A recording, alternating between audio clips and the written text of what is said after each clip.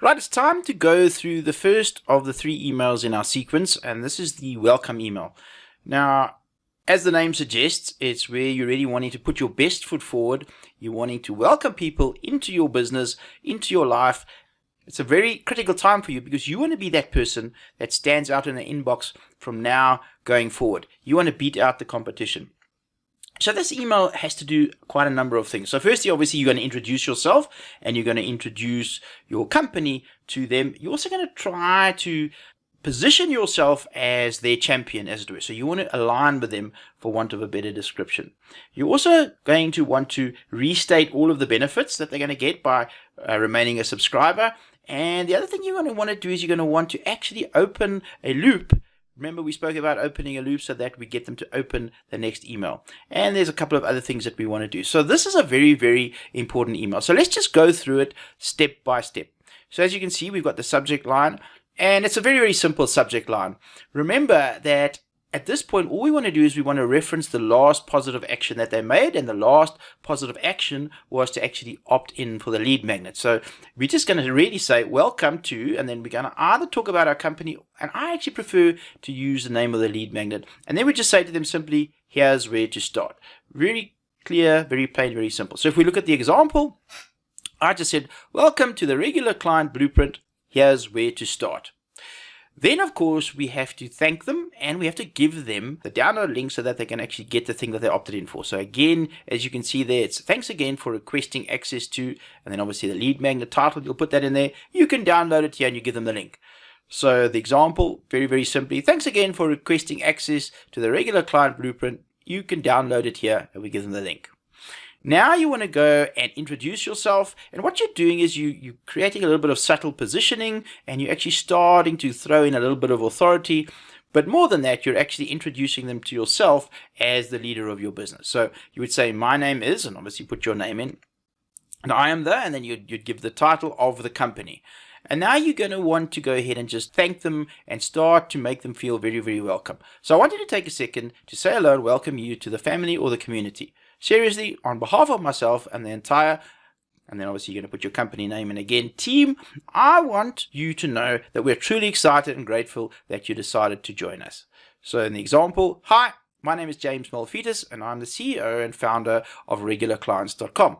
I wanted to take a second to say hello and to welcome you to the family. Seriously, on behalf of myself and the entire Regular Clients team, I want you to know that we're truly excited and grateful that you decided to join us. We're going to build a little bit more authority now, and we're going to refer specifically to them, and we're just going to make them feel at home and give them the confidence that we are actually able to help them.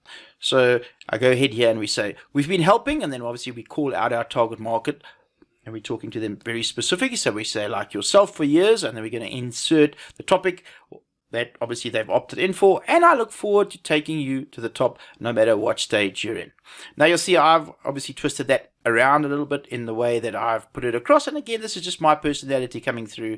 It's also the particular service that I offer and the particular market that I'm dealing with. So this is how I did that. I'll say, well, we've been helping professional service providers to get new clients by leveraging the internet for the past 5 years.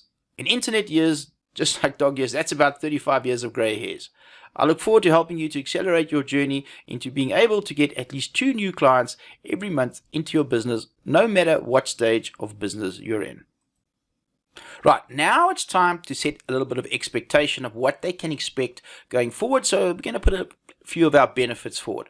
So we'll say here, we'll publish fresh, and then whatever it is that you're wanting to do. So we're going to talk about the topic or the content and or the known end result. And we're going to talk about content on our blog or anywhere else for that matter. But if you are going to talk about your blog, then you want to tell them how many times a week you're going to post or what days of the week you're going to post, etc. Let's just go through that from the top. We'll publish fresh content on our blog, and then we'll talk about it, and then we'll say, and once it's live, we'll send you an email with a short description of the new article, why we think it's important for you, and a link to read the full article.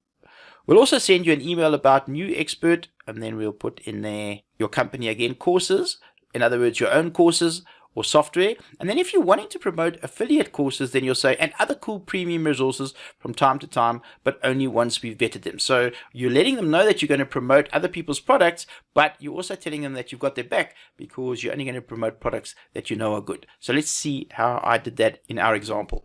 We run at least one live webinar every month where we teach our community all sorts of different ways to get new clients. While we focus on doing so by leveraging the internet, we also cover many traditional and new offline methods. We'll send you an email in good time, letting you know about the next webinar topic that we're going to cover.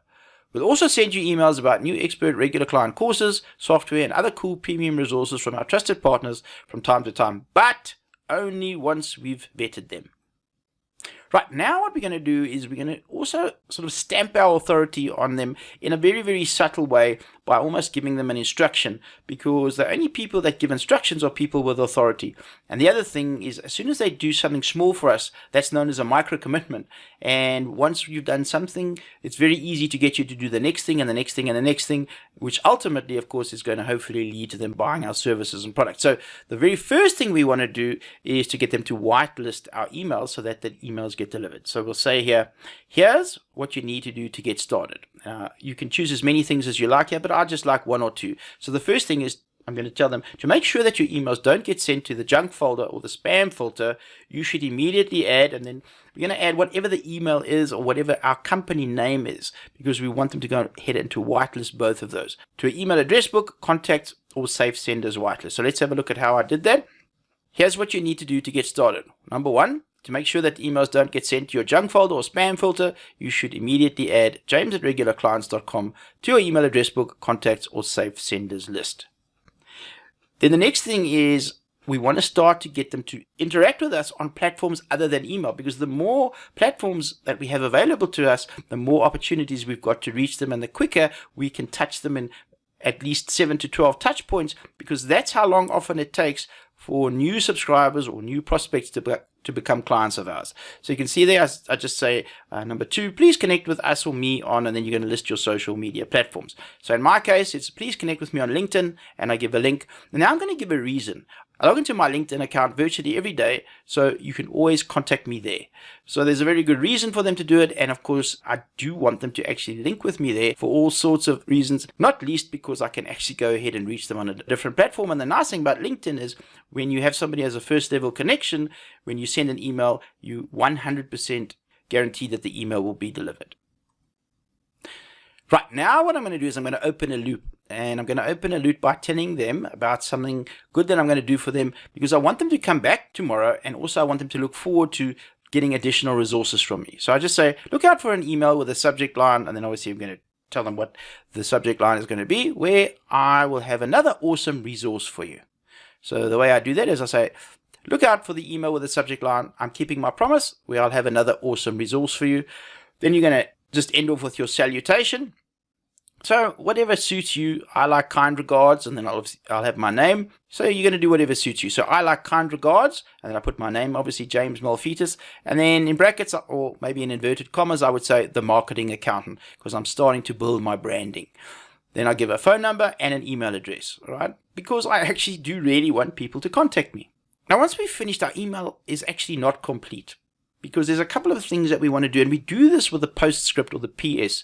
Now, the interesting thing is that the PS is one of the most read portions of your email. So often if you want something important, you actually wait and you go ahead and you put it in the PS. So in this particular email, I've got 2 PSs, and you can choose to have one or both. So the first thing I want to do is I want to start a conversation, because I want to get a two-way dialogue going. So I say to them, PS, reply to this email and tell me what you're working on or what you are challenged by right now. I'll do everything in my power to get you unstuck. So let's see how we did that in the example. PS, reply to this email and tell me what you're working on or what you're challenged by right now when it comes to getting more clients into your business or increasing your cash flow. I'll do everything in my power to get you unstuck. And now I'm going to open another loop to get them to come back tomorrow. And I'm going to do this by giving them something of interest, something that they're going to stew on a little bit, that they probably don't know the answer to, and they're really going to want to find the answer to, which is going to drive them or compel them to come and open the email tomorrow. So I'll say here, PS, do you know what the number 1 reason is why? And then you're going to insert a riddle or a question or a reason why, whatever it is.